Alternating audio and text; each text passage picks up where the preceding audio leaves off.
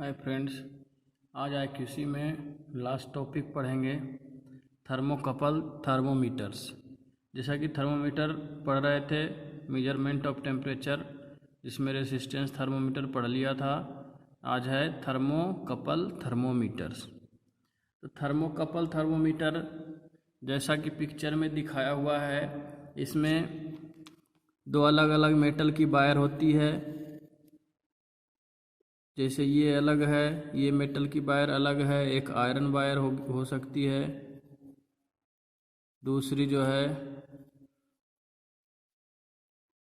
दूसरी कोई और वायर हो सकती है दूसरे मटेरियल की। मान लो लीड वायर है, तो दो डिफरेंट वायर होगी, दो अलग अलग मेटल की वायर होगी यहाँ पे। उन दोनों का ये जंक्शन पॉइंट है,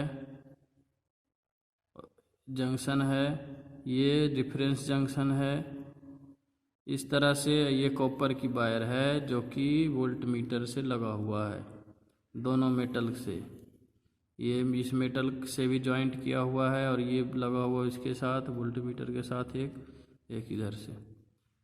इस तरह से जो है ये हॉट बॉडी है, जिसकी जो है टेम्परेचर हमें मेजर करनी है। तो आया वो समझ में, ये हॉट बॉडी है, इसकी टेम्परेचर मेजर करनी है।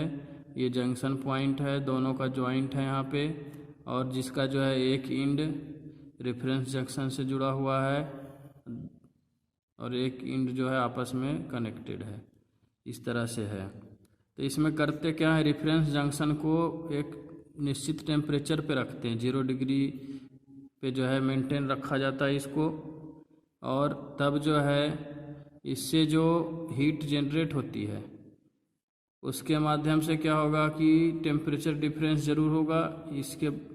इसको अगर 0 डिग्री पे रखेंगे अगर मेंटेन, तो इन दोनों वायर क्योंकि कनेक्टेड है तो इनके बीच टेम्परेचर डिफरेंस होगा। तो टेम्परेचर डिफरेंस होने के कारण क्या होगा कि कोल्डर बॉडी की तरफ जो है हॉटर बॉडी से टेम्परेचर ट्रांसफ़र होगा। तो इस बीच जो है EMF इंड्यूस्ड हो जाता है।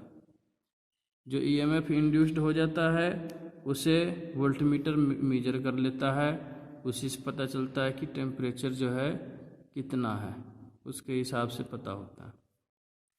तो अब जान लेते हैं, these thermometers work on the principle that when two dissimilar, दो अलग अलग metal conductors are joined at the ends के तरफ जो है जॉइंट किया हुआ है, keeping the junctions at different temperature, junction को अलग अलग टेम्परेचर पे रखने पर a small EMF is produced या induced in the सर्किट में जो है स्मॉल EMF इंड्यूस्ड हो जाता है। यही जो है प्रिंसिपल है। इसकी जो है कंस्ट्रक्शन जैसा डिटेल दिखाया हुआ है। It consists of 2 dissimilar metal which develop EMF when the measuring junction and reference junction are at different temperature।